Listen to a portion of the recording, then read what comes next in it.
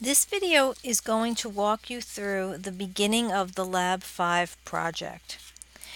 Have Eclipse started, and in Eclipse you are going to create a new Java project called Lab 5, lowercase l,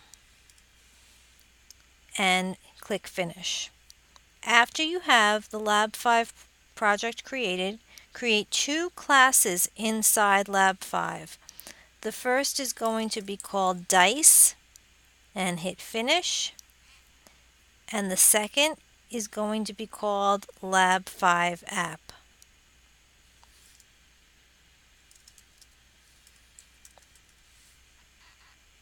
And click Finish.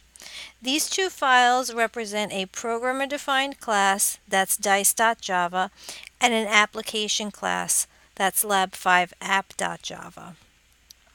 We're going to be building our programmer-defined class from scratch, which is the first time we are going to be doing this in lab, and this is similar to the approach you're going to take when you complete Project 3.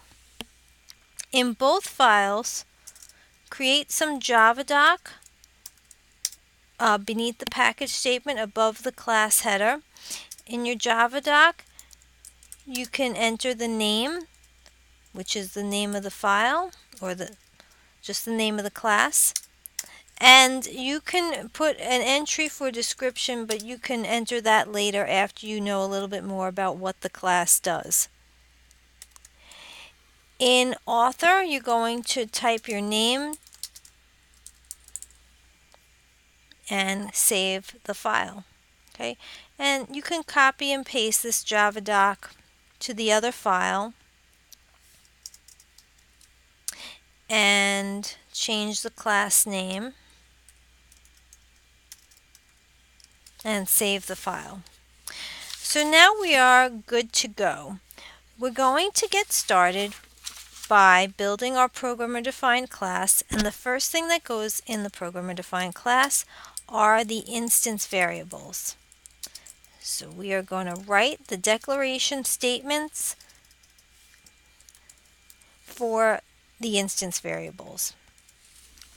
The dice class is going to be built out of 3 integers, and these 3 integers are going to represent dice.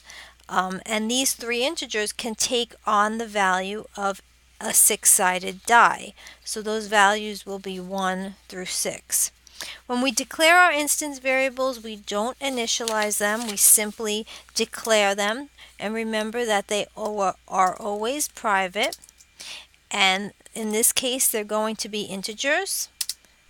And the names of the 3 variables are going to be die1, die2, and die3. So private int die1, private int die2, and private int die3. These are the defining characteristics of the dice class.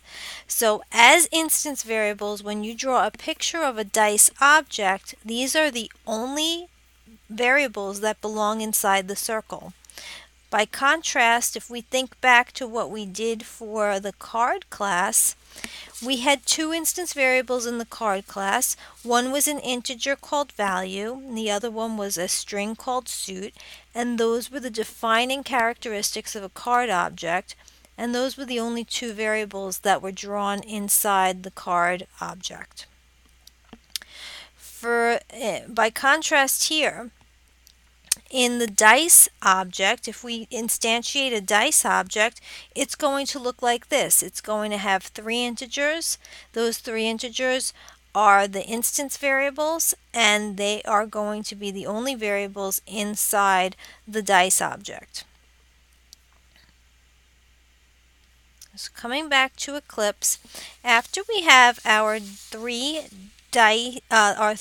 instance variables declared, we're going to write our constructor. So I'm going to write the JavaDoc first, and we can put our name. The name of this constructor is just a default constructor.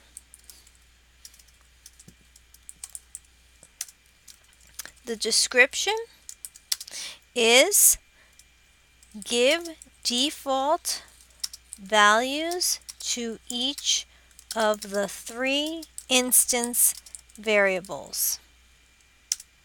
And we don't have any return type or parameter in this constructor. Our header is public dice. Now it's called a default constructor. I spelled that wrong. Default constructor because it has no parameters.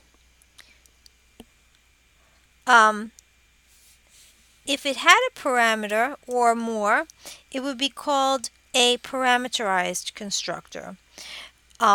When you have a default constructor, the three instance variables are going to be initialized with default values. And the default values we are going to use are going to be 0, 0, and 0 for each of the three instance variables. So let's write the body of the constructor. To initialize the three instance variables, we will write die1 equals 0, die2 equals 0, and die3 equals 0. This is a lot simpler looking than the constructor that we had that we used for the card class. The card class constructor also had the same purpose, the same general purpose, and that is to initialize the instance variables, but it did it in a more complicated way. In this case, the three instance variables are simply set to 0, and that's the purpose of the constructor. The next piece we're going to write is the toString method. In the toString method, let's make our header. The name, or the Java doc, the name is called the toString method. The description, and this is always the purpose of a toString method. It should always return a string,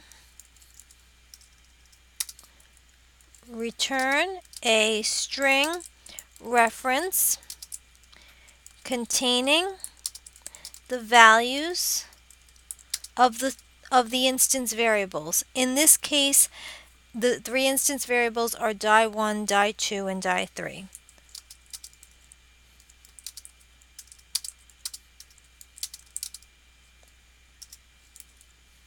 Okay, so let me get more space here. The toString method has a purpose, and it is to return a string reference containing the values of die1, die2, and die3. So now let's write the toString method. The header is always the same, public string toString, no parameter, and we are going to simply write a return statement containing the three values of the three instance variables. We're going to put die1, concatenate it with a space, then die2, and concatenate it with a space, and then die3. So this string is simply going to have three numbers with spaces in between, and the method is going to return that string. So just to give a picture of what it would look like when we trace it, when we first construct a dice object, the three instance variables are going to be zeros. So we'd have a 0 in this box, a 0 in this box, and a 0 in this box. So maybe that's okay. Just trying to get this to work right now. Okay, so this would be considered the state of the object. When we make the toString method, we say that it returns the state of the object. The state of the object in this case is all three instance variables have the value 0. So I'm going to also add that to the description. This is called the state of the object. Okay, the current value of the three instance variables is the state of the object. for the dice object, the state of the object can change throughout the program. Because this program is eventually going to allow these three instance variables to take on other values, because the dice can be rolled and they could take on random numbers.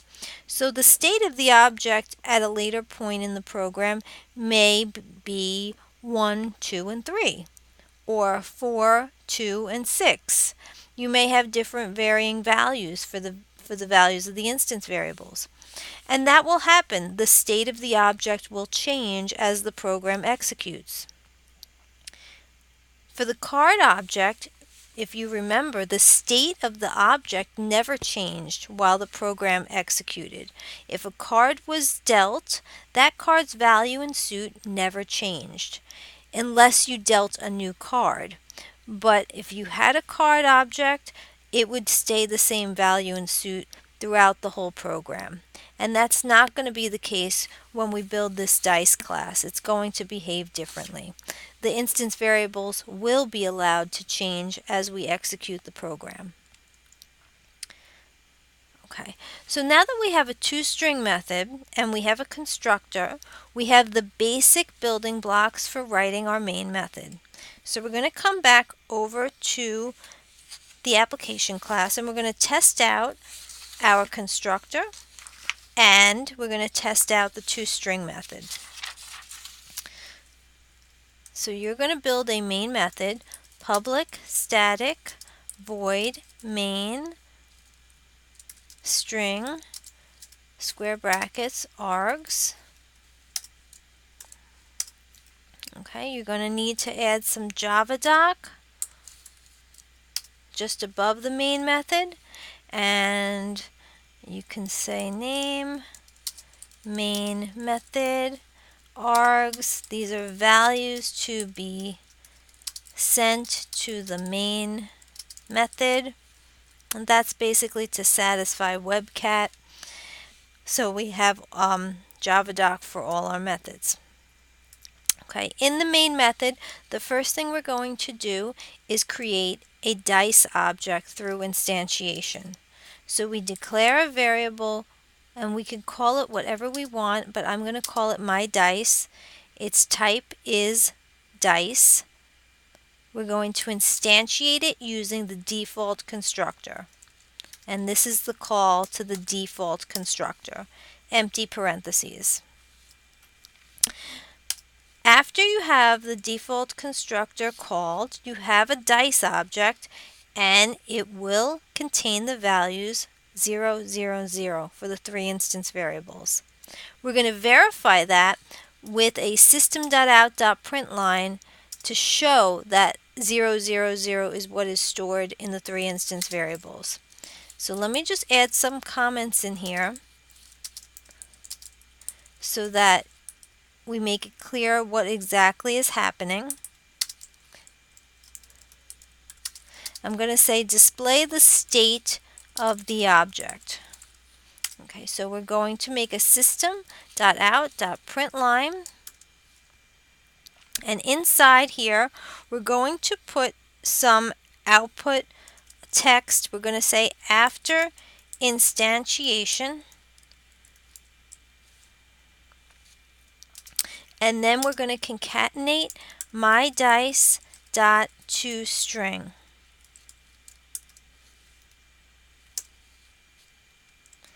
Okay, and I am going to run this, and we're going to see 0, 0, 0 come out on the console. Okay, I need one little space after the N. Let me do a colon and a space just to make it more readable. And we have, good. After instantiation, the three values are 0, 0, 0. So I wanted to also note here that because of the shortcut with the toString method, you don't actually have to call the toString method here. You could just simply write myDice, and the toString method will be called automatically. And this is what I mean by that. When we hit enter or when we hit run, you could see that the toString method is being called. So the use of the .toString here is optional. It'll work with or without it. And that was because of the shortcut that Java has for toString methods. So coming back to the programmer defined class, we are going to write an accessor method for the first instance variable. So our Java doc is going to be the getDie1 accessor method. The name of an accessor method always begins with the word get, and it's always followed by the name of the name of the variable you're trying to access. Now, this method does not have a parameter because accessors never have parameters, but it does have a return value. So we're going to have the @return tag. The description is that it returns the value stored in die1. And the @return tag is going to say the value of die1. Okay, an accessor method is always going to have a header where the return type has to match, in this case it's int, it has to match the type of the variable that you are returning. So it's got to match int. And its name's got to start with a get, and it never has a parameter. Okay, it is a single line of code where we return the value stored in the variable die1. So now we can save this. We can come back to the application class and test the getDie1 method. Oops. Okay. We're going to test out the accessor method. So we're going to say display the value of the die1 instance variable. So does our method work? Let's print it out to make sure that it does. System.out.println, and the label I'm going to use is value of die1 colon, and I'm going to concatenate my dice, and I'm going to call the getDie1 accessor method. So right there inside the system.out.println, I am calling the accessor method to retrieve the value and print it out to the console. And it should print out a value of 0. So if we run it, we can see that it prints out value of die1 0. And that's exactly what we expected it to be. You are going to write the other accessors for die2 and die3 in the lab handout that follows this beginning tutorial. So the next piece you're going to write is the roll method. Now the roll method is really critical because this is where the instance variable's values can change. In order to roll the dice and populate it with random values, we need to import the random class. So beneath the package statement, add an import statement, import java.util.random.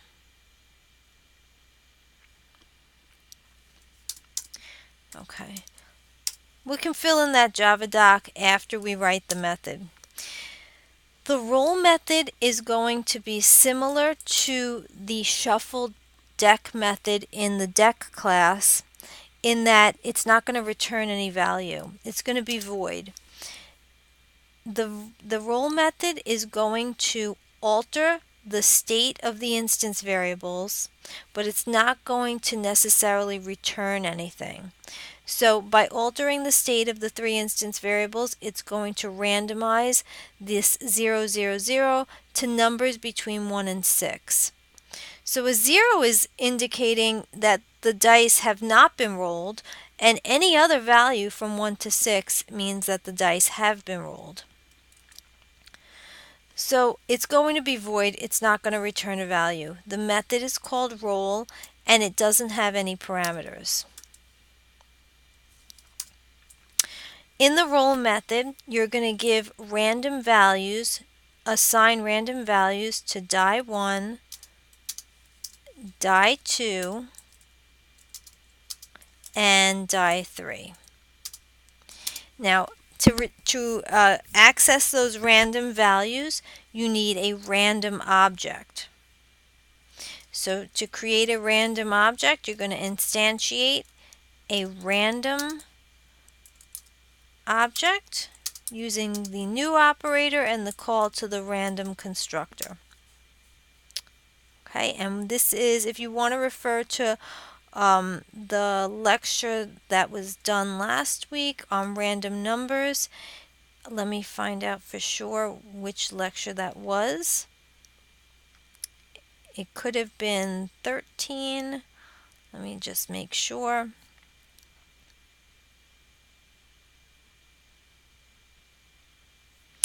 No, I think it was 12. Yes, lecture 12 gives us an introduction to random number generation, so you could review that lecture if you need to. To generate a random number between 1 and 6, we use the nextInt method. We put a 6 inside the parentheses. That's going to generate random numbers between 0 and 5. Then we're going to add 1 to it to shift it to 1 to 6. So this piece here generates a random number from 0 to 5, and then when you add 1 to it, you change that range from 1 to 6. And you're going to do that for all 3 of the instance variables. So now the instance variables are altered and their state changes. So come back to the picture. The state of the instance variables change. The state of the object changes. And so if we call the roll method, it's going to change those 3 instance variables. Let's do that. Let's call the roll method. So in the application class, we're going to call the roll method. And to call it, we just simply say mydice.roll. There is no return value, so it's not part of an assignment statement. But since it altered the state of the object, we should display the new state of the object. And how do we do that? We call the toString method. So system.out.println, and we can say here after, or in quotes, sorry, after rolling the dice,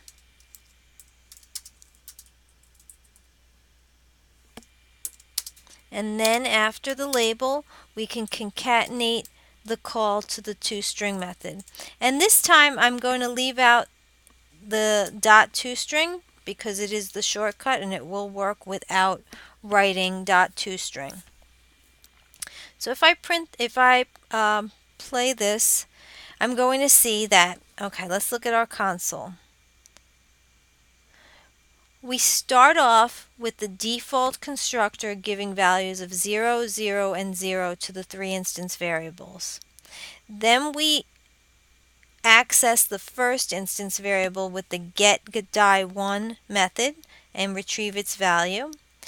Then we call the roll method, and the roll method alters the state of the object. So now the numbers change from 0, 0, and 0 to 2, 2, and 4.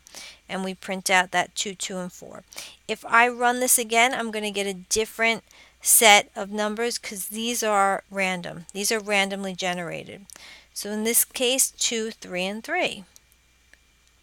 2, 5, and 1. So the state of the object is changing every time we execute the program, and it's changing when the dice get rolled. So the next step for you is to continue with the lab handout, which I'm going to include in my email to you. The lab handout is going to walk you through other methods, and it will tell you exactly what the output should look like for this lab.